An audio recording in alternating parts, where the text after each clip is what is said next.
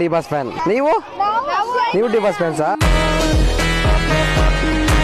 Okay okay bye bye bye bye bye bye by.